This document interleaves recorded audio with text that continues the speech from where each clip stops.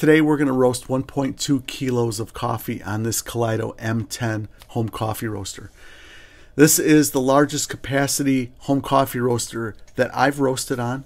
I believe it's one of the largest in the home coffee market industry, and we're going to see how this performs as we roast on the darker side. For a friend, the roaster is warming up to a charge temperature of 230 degrees Celsius. It's the hottest that the Kaleido will let me get this roaster. But I need all the energy, especially at charge, so that I have enough momentum to get me through the roast. And we'll talk about what that looks like and talk about why I'm doing that once we charge the roaster. All right, I'm loading 1.2 kilos of coffee into this hopper. This hopper is a low profile hopper. Doesn't really seem like it could hold that much coffee at first glance, but you can see here there's a big pile of coffee sitting on top of this roaster, and we're going to get this charged here in just a second. I'm not using a high airflow right now. I've got my airflow as low as it'll go. It's at 10%. My drum is at 90%, and I charge the roaster at 230 C. The coffee is going into the roaster, and right away you can see my exhaust temperature and my bean temperature plummet. That's expected. I knew that was going to happen. That's what's going to happen, but I need to make sure that I maintain as much momentum as possible, so I'm on the power at 100%. You can see there I'm double checking, making sure that I've got 100% power. I've got to keep as much energy in this roaster as I can. Full power, 100%, and the Kaleido has 3 heating elements to give me all of this power. 2,600 watts of energy from 3 heating elements: carbon fiber, direct fire heating elements. These are elements that create infrared heat, as well as heating the air and objects. And what's unique about this roaster is Kaleido has a very interesting design that I mentioned early on, where there's a pocket of air that goes around the outer part of the roasting chamber, and that air is being heated right now. Now, I don't have the fan turned up, and that's intentional because I want as much of that hot air to stay in the roasting chamber to get these beans heated up as quick as possible. Because later on, I'm going to take advantage of those hot beans by helping me with some convective heat transfer. So right now, it's conduction heat transfer. The beans are touching each other, huddling together, passing energy between each bean, and they're getting that from the beans, from the hot metal, and from the infrared light that is affecting these beans as well. All right, so we've passed turning point. You can see that our bean temperature is rising. We have positive momentum.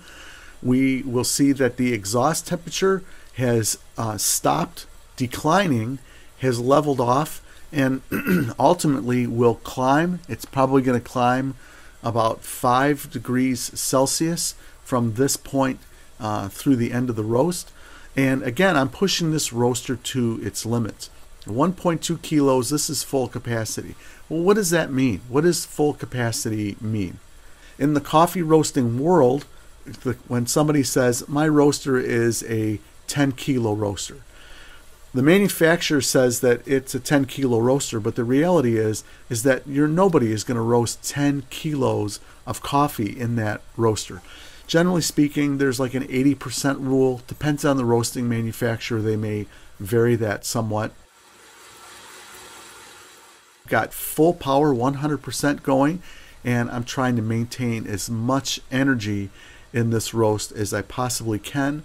And my goal is to be able to stay at 100% power all the way through to the dry event, and then eventually I will start to taper or feather back on the amount of power that I'm using. You saw me just glance at the beans. I want to see how my progress is. I don't trust Artisan to just tell me exactly when I am going to reach the dry event, especially when I'm using this large capacity here. I have no idea what to expect and how Artisan is going to behave. So I'm looking at bean color and I'm smelling. All right, now you're going to see me adding air as we go along. I started out at 10%, and by the browning phase, you're going to see me up to 40% air. So I'm going to start to slowly introduce air as part of convective style roasting. And so just pay attention to that. You'll also notice that you can see my energy settings. You really can't see them here because I'm just 100% full power. But when I start to taper back on my energy, the power right now is at 100%, but when I go to 95%, you'll see a red line go across the screen, and you'll be able to see what I'm doing with my energy settings. All right, the rate of rise is declining, but it's going to go back up again. I haven't quite hit dry. I still have probably another minute or longer, and so I'm fine with that. The rate of rise is going to go up and down throughout this entire roast, but primarily during this dry event, it's not something that's going to really impact flavor. I'm not too concerned about that. Right now, I'm just trying to maintain as much momentum as possible. All right, here I'm taking a closer look at the color. We're at 5 minutes and 33 seconds, and there definitely is some yellowing that's taking place now. Look at that. Yeah, definitely got some color change that's taking place. I like to call yellow with full yellow, so that's what I do consistently for every roast. So if I see green, then I don't call yellow yet. All right, we are getting really close to the color change. We probably got another 30 seconds or so, and the rate of rise is going up and down again. My goal is to be able to have enough momentum to get the first crack. So my rate of rise right now is around 9, and I think around first crack, if I can be at 5, I'll be happy. All right, I've just called dry end, and that took place at a little more than 6 minutes and 30 seconds. All right, so right now I am trying to make adjustments to the roaster by adding some more air. I'm going to start to back off on my temperatures a little bit here so that I can start to get a little bit of a descending rate of rise going. What I don't want to do is have my temperatures drop. I don't want to have my rate of rise drop to a point where I have no place to go. I need to keep the momentum going as much as I can.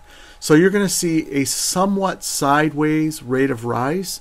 You're seeing that happen right now, but it will, and once I start to make adjustments, which I've done. I've already adjusted the power to 90 right now. We're going to see that rate of rise have a slight downward descent, and that's exactly what I want. I don't want a drastic descent because I need that momentum to get me to first crack. Okay, now some other features about the Kaleido that are unique. It has a safety guard on the front of the roaster. I'm not really a fan of this safety guard. This is the black part of the roaster. You'll notice when I reach in for the trier that the trier kind of sits back. So that is something that's kind of unique. I'm not really a fan of the design of the roaster. It looks kind of cool, but as far as functionality goes, it's a heat shield. That's really what its purpose is. But as far as me getting to the trier and looking at the coffee, that feature, that functionality is a little bit cumbersome. Also, the other thing that I'm not really a fan of about this roaster is the exhaust tube on this roaster is horizontal. It goes straight out the back rather than straight up like most drum roasters do. That's a design element that Kaleido chose to do, and I'm not really excited about that. But having said that, it works. It does its job. I just wish it was upward. That would give me a little more room with my placement here on my counter. Also, the tube for the exhaust is tapered. Not really a fan of that either. I wish the tube would have been at least a straight tube. That way, when I clamp down my adapter, the adapter would stay on really well. It stays on well now. I've had to make some adjustments, but a tapered tube makes some challenges. All right, we definitely got a downward trend, very gradual downward trend towards first crack. We are at 180 C. First crack is going to take place around 185 to 187 C, so we're getting really close to first crack. We're at 10 minutes and 20 seconds right now. and I'm happy with the progress of this roast. We're roasting a lot of coffee with this roaster. Now, one of the other things that I'm not really a fan of about this roaster is the chaff tray. When you're roasting 1.2 kilos, it's going to create a lot of chaff. And so after every roast, I empty the chaff tray, and I do that out of habit now, so it's not a big deal.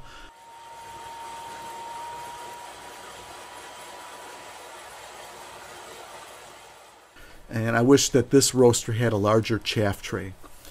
It functions, it works well, it just doesn't have the capacity that I wish it did. Okay, we are at first crack. We've reached first crack, and we've got a little bit of a flick going here, and that's okay, because that just, if it stays up there, that's a little more momentum that'll help me kind of push this roast the rest of the way through. You can see the line that I've got drawn here. I'm definitely headed in the right direction on a slightly downward trend.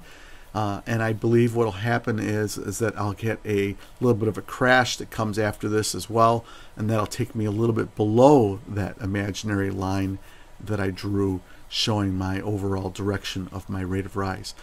This is a great example. This shallow rate of rise is a great example of what happens with low density beans or super large capacity, where you've got, you're a little underpowered for the capacity that you're roasting. You've got a more shallow descending rate of rise, and that's okay. That's just the profile that we are ended up with here with this roast, mostly due to the fact that we're maxed. We're maxed at our power, and we're maxed with our capacity. So that's okay. All right, so we've got probably about another minute and a half. Our goal is to try to get this coffee to 210 C. This coffee I'm roasting for a friend. He likes his coffee dark. I don't want to take this to second crack. I want to drop it just before second crack. I want a good, really good development on this. So we're going to get like a 25% development. And we're going to get some really good flavor development for this coffee. It's definitely going to have roasty notes, but it's not going to have a lot of real dark char notes, but it's definitely fully roasted. So he'll be really happy with that. All right, we are at 200 and we're at 200 C, and we're at 13 minutes and 5 seconds. So we've got about another minute or so left in the roast. You can see my rate of rise has gone back down. We're back on that imaginary line, which is a good thing, trying to maintain some control, but it's challenging. I've increased my air. I'm trying to get as much convection going here. First crack is going, and I'm using that energy that's being generated through the release of the crack of these beans, and I've got this convective thing going with the air, and so that's helping promote the roast. I have backed my temperatures down. You can see all my temperature adjustments that took place after the dry event, and you can see I've been toggling up and down, trying to play with the energy to see how that would impact the rate of rise. What's really interesting about the Kaleido is that it's very responsive when it comes to energy settings. It's a very powerful unit. I think I mentioned 2600 watts of power. It's very powerful. When you're roasting 800 grams of coffee, a temperature change will immediately be seen on your artisan graph. So a very powerful roaster. We're just roasting a ton of coffee right now. All right, smelling the coffee, we are getting right to the end of the roast here. This is at 210 C. It's time to drop the coffee, and here we go. Out of the roaster it goes. 210 C, and we were at 14 minutes and 20 seconds or something like that.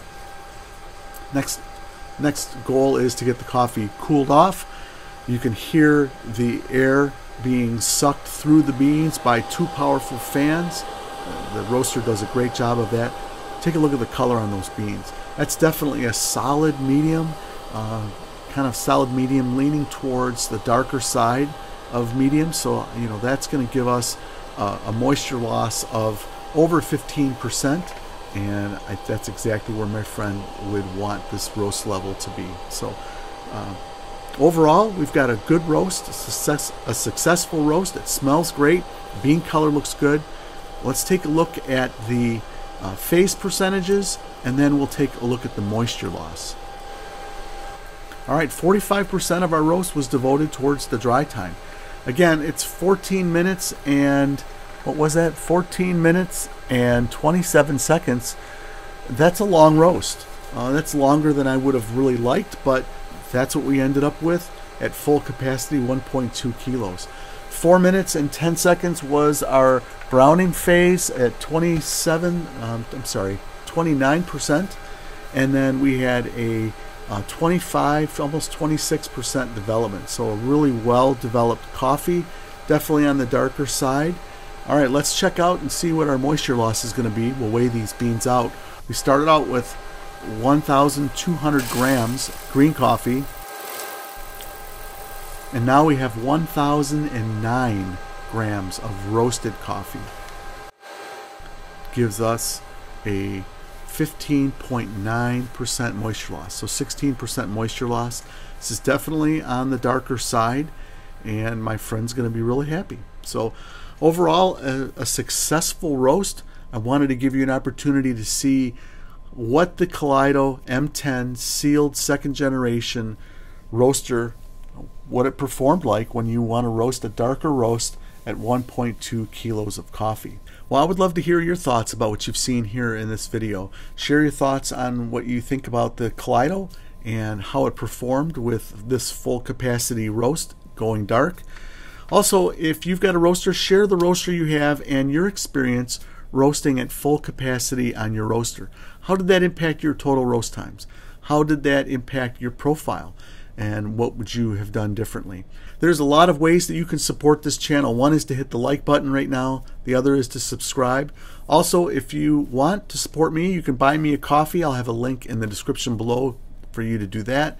And if you're interested in roasting coffee, or you have your own machine right now and you're looking for some ideas about profiles, I've got a couple free downloadable profiles out on my Buy Me a Coffee site. I'll have a link for that, as well as a free home coffee roaster worksheet that you can use to plan your roasts and use that as a worksheet. You can download that for free as well. So thanks for joining me today, and I hope you guys have a great week roasting. We'll see you next time. Take care.